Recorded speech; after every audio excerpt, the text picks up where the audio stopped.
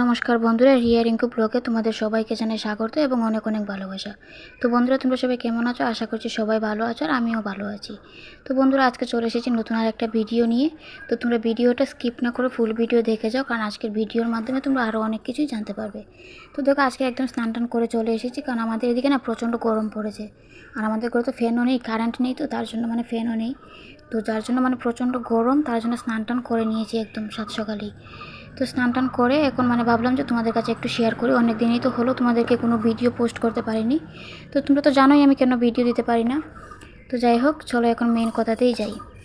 তো বন্ধুরা দেখো, এতদিন না আমি আচ্ছা তোমরা একটা কথা বলো তো, মেয়েদের জীবন কি এরকমই হয় যে সবার দয়ার পাত্রী হয়ে থাকতে হয়? বলো তোমরাই। তো দেখো, হয়তো যদি আজকে নিজে 2 টাকা রোজগার করতাম, তাহলে হয়তো সবার মন জয় করতে পারতাম, এটাই হয়তো। বা ধরো, নিজের বরের মনও পেতাম, বরের ফ্যামিলির সবার মনও পেতাম। পরিস্থিতিটা এখন এরকমই, জানো তো, যে আমার কি বলবো, তোমরা তো আমার বিষয়ে সব কিছুই জানো। অ্যাকচুয়ালি কি জানো তো, সবাই বলে যে মা হলো বেস্ট ফ্রেন্ডের মতো, সব কিছু শেয়ার করা যায়, সব কিছু খুলে বলা যায়। কিন্তু আমার তো আর মা নেই যে সব কিছু খুলে বলবো, মনটা একটু হালকা হবে, সেরকমও কিছু নেই। তো আমি চাই তোমাদের কাছেই শেয়ার করে আমার মনটা পরিষ্কার করতে। জানি তোমরা হয়তো অনেকে খারাপ ভাববে, কিন্তু বিশ্বাস করো, এরকম কষ্ট নিয়ে না বেঁচে থাকা যায় না। তোমরা আমার ফুল ভিডিওটা দেখলে বুঝতে পারবে যে আমি কীরকম আছি, কীরকম কী করছি না করছি। তো তার জন্যই বলছি, তোমরা স্কিপ না করে ফুল ভিডিওটাই দেখে যাও। আগে জানো, আমার বোরকে আমি যাই বলতাম ওর ভালো লাগতো। আর এখন এমন একটা সিচুয়েশনে এসে দাঁড়িয়েছে যে আমি আমার বোরকে না ভালো কথা বললেও আমার বোরের কাছে আমার কথাগুলো বিষের সমান হয়ে যায়।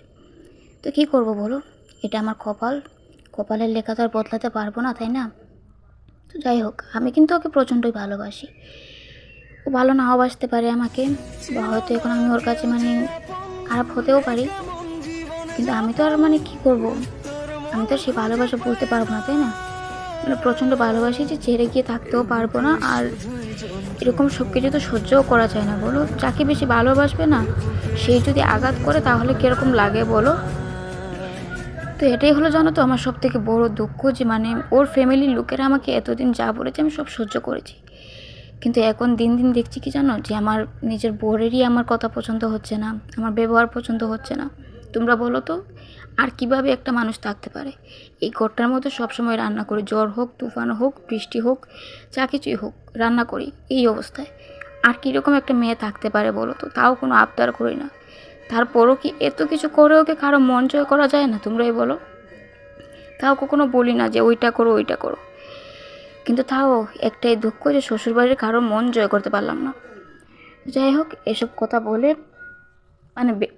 শেষ করতে পারবো না। আমি আমার বরের নিন্দা করতেও চাই না, কারণ আমি জানি পুরুষদের কাছে হাতে যদি টাকা পয়সা থাকে তাহলে মন মেজাজও ভালো থাকে, যদি টাকা পয়সা থাকে না তাহলে মন মেজাজও ভালো থাকে না। তো আমিও চাই যে আমি ওর পাশে থাকতে, ওর ফ্যামিলির পাশে থাকতে, যাতে আমি 2 টাকা রোজগার করে ওর পরিবারে দিয়ে ওর মুখের হাসিটা দেখতে চাই, ওর মুখ থেকে ভালো কথা শুনতে চাই। তো তোমরা যদি মনে করো যে আমার এই সিদ্ধান্ত ঠিক ভালো, তাহলেই তোমরা আমাকে সাপোর্ট করবে, আর না হলে করবে না। কারণ দেখো, আমাকে সাহায্য করার মতো কেউ নেই, আমার ভিডিও করে দেওয়ার মতো আমার কেউ নেই। তার জন্য হয়তো ঠিকঠাক ভিডিও করতে পারি না, ভিডিও ঠিকঠাকভাবে পোস্টও করতে পারি না। তো কী করবো বলো, যেরকম পারি সেরকমই তোমাদের কাছে পোস্ট করছি ভিডিওগুলো।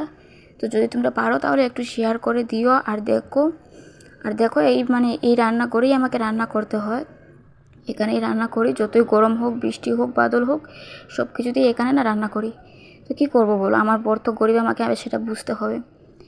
তো যাই হোক, ভিডিওটা এখানেই শেষ করলাম। ভালো লাগলে লাইক, শেয়ার, সাবস্ক্রাইব করে দিও।